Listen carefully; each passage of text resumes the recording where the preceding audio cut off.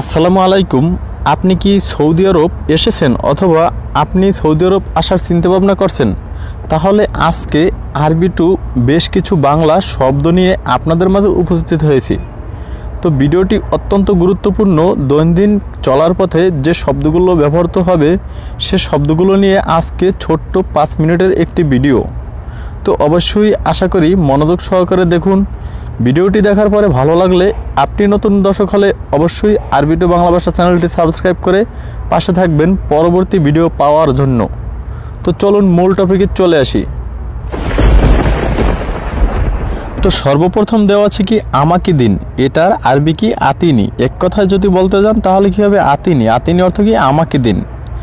যেমন হয়তো আতিনি ফুলুস আমাকে টাকা দিন, অথবা আতিনি খবুস আমাকে রুটি দিন, অথবা আতিনি গলম আমাকে কলম দিন। তো আপনার মনের মতো করে সাজিয়ে নেবেন। তো এরপরে কি আছে তোমার কাছে, এটা যদি আরবিতে বলতে চান তাহলে এক কথায় কী হবে ইন্দাক। ইন্দাক অর্থ কি তোমার কাছে। যেমন তোমার কাছে টাকা আছে, এটা যদি আরবিতে বলতে চান তাহলে কি হবে ইন্দাক মজুদ ফুলুস, তোমার কাছে টাকা আছে, বা ইন্দাক ফি ফুলুস, তোমার কাছে টাকা আছে, যে রকমের বলেন। তো এরপর আছে কি আমার কাছে, এটার আরবি কি ইন্দি। ইন্দি অর্থ কি আমার কাছে। যেমন আমার কাছে টাকা নাই, ইন্দি মাফি ফুলুস, আমার কাছে টাকা নাই।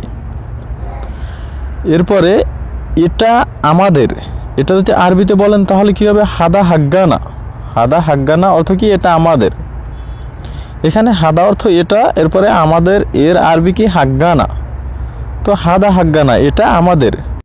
তো এরপর আছে কি তোমাদের, এটার আরবি কি হাগ্গাকুম। হাগ্গাকুম অর্থ কি তোমাদের। দেখেন যে শব্দগুলো খুবই গুরুত্বপূর্ণ সেই শব্দগুলি আজকে এই ভিডিওতে পাবেন।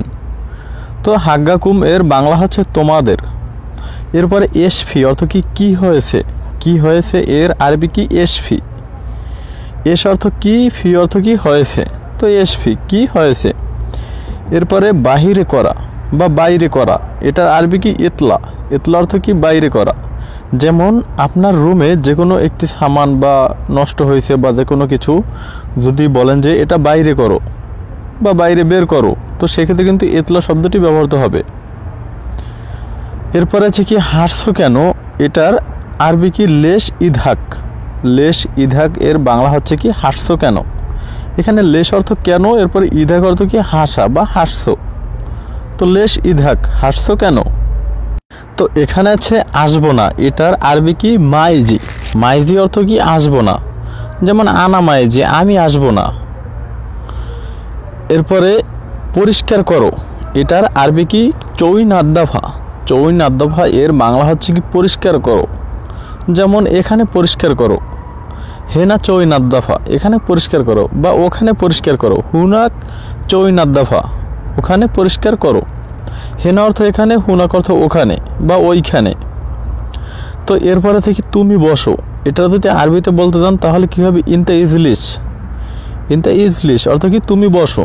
আবার এখানে যদি আবার একটু ব্যতিক্রম করে বলতে পারেন যে তুমি দাঁড়াও, তাহলে কি হবে ইনতা ওয়াকগেফ অর্থ কি তুমি দাঁড়াও।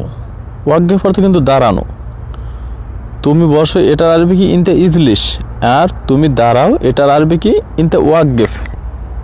এরপর আছে কি আমি দুর্বল, এটার আরবি কি আনা তাবান, অথবা আমি ক্লান্ত।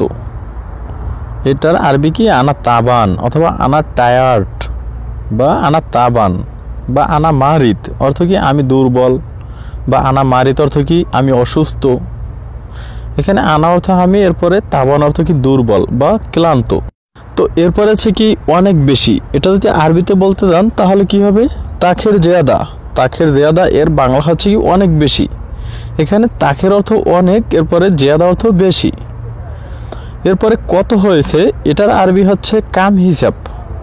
যেমন আপনি বাকালায় গেলেন মানে দোকানে, তো সেক্ষেত্রে বলতে পারেন যে কাম হিসাব কত হয়েছে বা কত টাকা।